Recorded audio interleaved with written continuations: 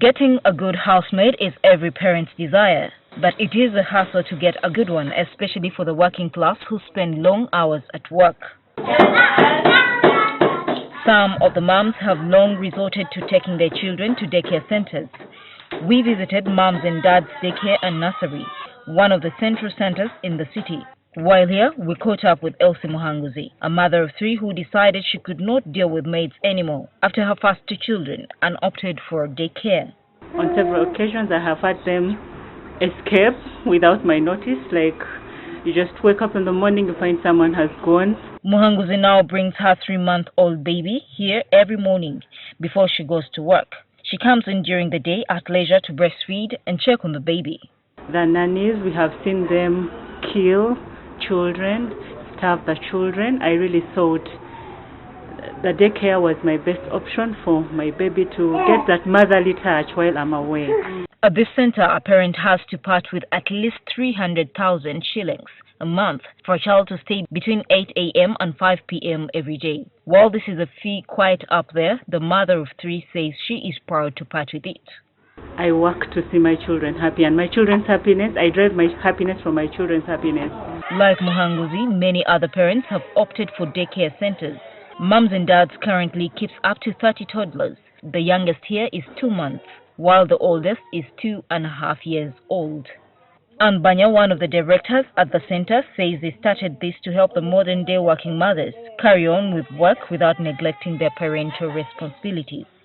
Mainly it's giving the mom that comfort that she's leaving her little one in the hands of a professional who will make sure that the child has a routine and we follow that routine. Before a child can be admitted into the center, background information is taken down on a form for purposes of security and health. While here, the child is in the hands of trained nannies.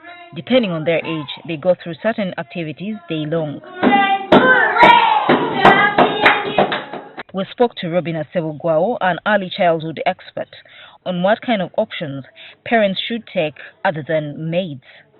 Sebugwao expressed fears about the operation of some of the daycare centers. But sometimes these people are mistaking the daycare center to nursery kindergarten. They start teaching children in a normal class.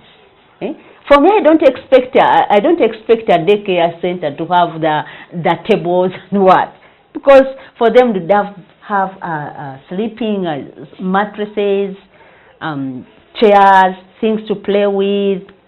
Early childhood development experts advise that children can only start studying between the ages of 3 and 4. In certain areas, parents who may not be able to afford the uptown daycare centers have sought other options. There are women keeping children in their homes where parents drop off and pick at the end of the day. Such a woman is Lucy Galiwango. In Gayaza and the neighborhood, residents now call her Good Mommy. Because even during the holidays, some parents say, this boy has nowhere to stay. For me going to my work, I lock up. They do come here. For over 15 years, this mother of 4 has dedicated her life to taking care of not only her children, but also those of other mothers who do not have babysitters at home. They have the nannies, but they are not comfortable with them. Like this one, he was left home just 2 days, but the mom found him burnt. You see? She doesn't know what happened, but the maid can't tell, but the parent just found the boy like this. Mrs. Galiwango is neither a teacher nor did she train as a nanny, but the experience she has cultivated over the years has made more and more parents in Gayaza and the neighboring areas seek her services. Ate abakuuma bulungi abawakeya okusinga nga tusiibye naye nabeera ng'ayenjera ku kyalo. She started keeping children when her husband stopped her from working to look after their own children. At first, she did it for free, but as the years passed, Mrs. Galiwango started asking the parents for a modest fee of 20,000 per week. For parents who can neither afford daycare centers or find anyone to leave their children with, the only option is to go to work with their children. But that may only apply to those who are self-employed. Some mothers working in downtown Kampala have to carry their little ones to work with them. Yes, omusanga mu banneyi omwana yamulese mu nnyumba oluusi akaaba oluusi omwana tanaabye ebintu bwe bityo kati ogenda okulaba nti mu kifo ky'omwana okufuna obuzibu obufanako ng'obwo nze nganze omwana wange tammenya kutambula naye kujja naye mu kibuga tammenya. Parents who carry children to crowded environments, however, risk their children's health, according to child development experts. But the environment must be clean.